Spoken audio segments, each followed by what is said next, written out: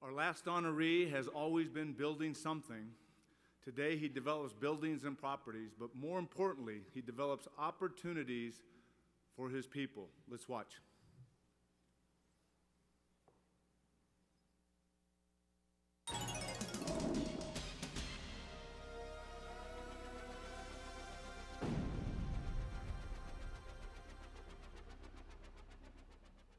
Growing up in Dayton, Ohio with 4 siblings, Bill Krul enjoyed an idyllic childhood. Hard-working parents Margaret and Wilhelm taught him what's important in life. My philosophy on life is, and I think it once again came from Dad, is to do what you say you're going to do, walk the talk, enjoy the moment, and I always like the idea of giving more when you can't. Just seems like it's more fulfilling. Up at first light, young Bill had the run of 50 acres, and with what might have been an unknowing glimpse into his future, he would build tunnels using 2x4s to shore them up. Later, he worked with his dad on projects on the family's rental properties, including repairing homes damaged when tornadoes struck Xenia in 1974. But his fate was sealed in high school when the printer he worked for asked him to renovate part of the shop. And the satisfaction of tearing something out, rebuilding, and it was just crazy because the very first construction project I've worked on as a printer, I went by it about 2 weeks ago, and everything I put in then still stands. So it was kind of, I think, fulfilling to see that, and it brings back a lot of memories. So I think that drew me to the industry. After graduating from Kettering-Alter High School, he attended Georgia Southern University for 2 years on a baseball scholarship before returning to Ohio to attend Wright State. Landing a summer job at Miller Valentine in 1969, Bill started a career with that company that spans 45 years this year. From laborer to supervisor to chief executive officer, Bill worked his way through the ranks. As his responsibilities grew, so did the company. At their beginning, Miller Valentine mainly built bridges. Today, through systematic diversification, the company touches just about every facet of commercial and residential real estate, from development to design and build to management and financing. In addition to his father, Bill says he has had hundreds of mentors. He attributes a great deal of his personal success to the people he has worked with and learned from over the years, from his partners and employees to the clients and contractors. You got to be engaged. You got to love what you do. You got to have fun at what you do. And you have to respect and understand the need to have other people be part of your success. Bill is the most caring and giving person that I know. He gives of his time, his talent, and resources to anybody in need. He is the best. Over the years, Bill's industry affiliations have included Associated Builders and Contractors, Fales Management, the Young Presidents Organization, the Cincinnati Presidents Organization, and the World Presidents Organization. Active in the community as well, he has served on the board of Sinclair Community College, Easter Seals, Goodwill, the Boy Scouts, and the Cancer Support Community. Bill is one of the most caring and generous guys that I know in the city. He's involved in numerous civic and community organizations, and I just want to thank Bill for all he does for our community. Bill met his future wife Patricia in the 7th grade, and the two began dating in high school.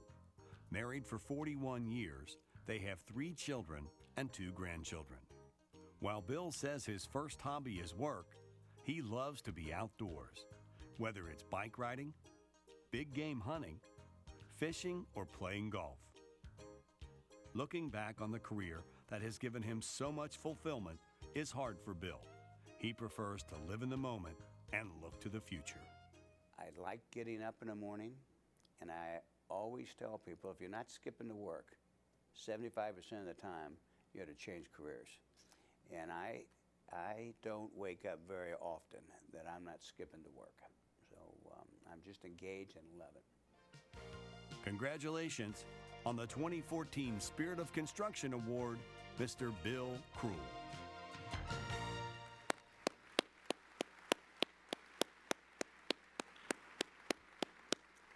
Ladies and gentlemen, it is an honor to present the Spirit of Construction's Lifetime Achievement Award to Mr. William Kurl.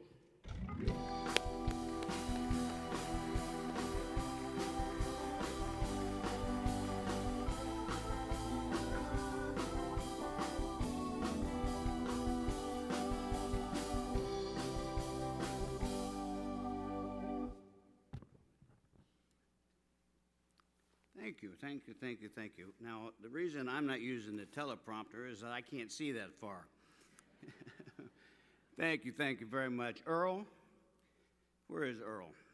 I got a little problem with Earl. Earl's last name is Messer. Every place he goes, he's a walking advertisement for Messer. Next year, I'd love to see a Earl Valentine. Is that possible? Thank you, Anthony, all the things you do in Cincinnati. Thank you very much, without a doubt. The Spirit of Construction Committee, an absolutely wonderful, wonderful job. You know, I don't call it necessarily the Spirit of Construction all the time. I call it the Soul of Construction, so thank you for all of that. All of my partners, have a half a dozen here. Thanks for all the support for 45 years. It's been unbelievable. All of our vendors, subcontractors, thanks for all of your partnership over the years. Thanks for all the trust. We appreciate that. One of the thanks that's sometimes not always given is to our customers and our residents. You know, we're here because they drive our business, and we certainly do appreciate it. Thank you very much. All of the friends at three tables, I appreciate it. Thanks for the comments. Absolutely a wonderful, wonderful ride for myself. And to my wife, Patricia, 41 years. For some reason tonight when I came, I had it at 40, and she said 41, so thanks for reminding me. I appreciate that. Absolutely, absolutely. It's an unbelievable honor to be here tonight and to help support the foundation and raise the funds that we currently are, the $400,000, which is unbelievable. But I'm double honored to be sitting up here tonight. And I think the fact that we have three icons in the construction industry, Tom, Rich, and Jim, up here with me tonight, I am absolutely floored. So thank you for letting me be in front of all of you tonight. Thank you. The mission has to do with a couple of items. One, honoring those leaders in the community, in the construction arena. And the other part has to do with how can we raise some funds to do the wonderful things we're doing with the kids in school today. So it's obviously what we want to do is to continue to drive that. And so what we need to do is to commit on an ongoing basis to make sure that this event never has an ending to it. So let's figure out a way to double it up over the future years. Is that possible? One of the reasons that I'm in this industry is because I love it. And that motto of skipping to work, I do skip to work every day. You know, I get up about 10 till 5 every morning. By 5:20, I'm at the United Dairy, and I'm having a cup of coffee. And I look around the United Dairy, and there's 4 or 5 other individuals, young men and women, getting their coffee, getting their pouch of chew, getting their lunch for dinner. And I sit there and I watch them, and they put some energy into me, and they get my blood stirring. So it's just a very passionate moment, and I just love to watch that 5:20 event. And so, Patricia, when you see me leave at 5, that's where I'm going. The other thing that just absolutely is passionate is the drive to get a project. It's so much fun to go after a customer. It's so much fun to watch our team, our engineers estimating to be successful. It's so much fun when a sales team came back and says, we got that job. It's just unbelievably, it's just a lot of passion, and I think that's what our industry has always been so meaningful to me. There's no doubt about it. So one of the things that also is absolutely crazy, when you think about what happens at 6 o'clock in the morning on a job site. So here we are, we have some young puppies running their job, 65% chance of rain. We got 300 yards of concrete on its way. So we have to make sure those young men and women out there running their job have this great education we're talking about so they can make those right decisions. So I appreciate everything that those individuals out in the field, all the decisions they make every morning. Unbelievable. Somebody asked me one time, why are you working with Miller Valentine? Let me just tell you a little bit of story, if that's possible. I only have 3 minutes. I've got about a half a second to go here. But it was interesting. You know, we used to be in the heavy and highway business, as the little short film showed. And we did by the way, we did the Markley Bridge and the 5 Mile Bridge, and did some of the 275 flat work, and the 270 up in 270 in Columbus. But my very first job, I was a foreman, labor, trying to be a foreman, down in Chillicothe. We were doing a bridge over the Scioto River.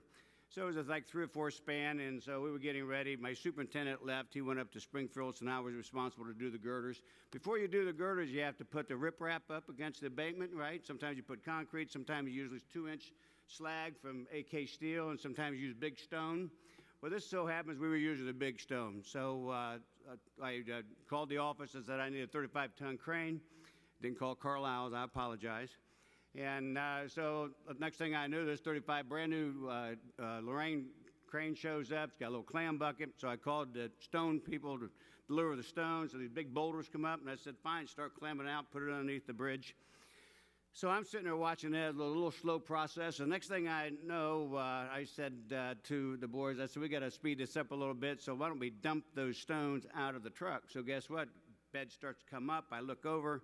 Big stone gets to the back of the tailgate. Next thing I know, that whole bed goes over in this brand new crane. I thought, oh my goodness gracious alive. So I ran over there. No one was hurt, thank God. So I called the office. This is a lesson learned from me, and I try to tell all of our individuals. I said, so I called the office to a young man. He was a founder of our company named Jim Walsh. And I said, Jim, I hate to report this. I said, but we had a little accident. He says, everybody okay? And I said, yep. I said, you know that new crane you sent out yesterday? I said, yep. I said, there's no cab on it anymore. And he said, wow. He said, did you learn anything? And I said, yes, I did, sir. And he says, you need anything more from me? And I said, no, sir. And he says, well, go back to work. That story empowered me. You know, he could have done 1 or 2 things. He could have taken the air out of me. I could have been gone, whatever it might be. But my point is that moment reminds me that's the way we as leaders in the industry, we need to be empowering people versus taking the fuse out from people. So let's make sure that all happens. About a year later, I was having lunch with a couple of young men trying to start a new company. They said, hey, Kurl, we'd like for you to come over and be the president of our new company. And I said, well, that's intriguing, and I appreciate that. So we're sitting there, and they're telling their story, and I think, well, that's pretty cool. And he said, in 5 years, you're going to have 25% of the ownership. And I said, well, that's really kind of cool. And all of a sudden, I said, can I have a couple of days to think about it? He said, yeah, you have a couple of days to think about it. So we got finished eating, and I'm getting ready to walk out, and I'm just looking at those 3 young men, and I'm looking back at all the talent and the mentors and what Jim Walsh did to me 2 years before that when I made that mistake. And I said, you know what? My dad said, Krul, you're not very smart. Hang around with smart people. So I thought that I think I'd be better off hanging around with the Miller Valentine Group. And that's how I stayed there for all these years. So in conclusion, we only have 3 minutes. Is that correct? These other guys had 5 minutes. I've been counting. And what we want to do, we want to continue to support this organization to generate the cash needed to continue to educate young individuals in our industry. And I have to say this, there's a couple of things that we need to remember as leaders. We are the engagers. Let's make sure we do that. There's 3 little words that I typically try to say every day, and it has to do with, and it's amazing the magic behind these words, and it says, I thank you. So with that, thank you very much, and God bless.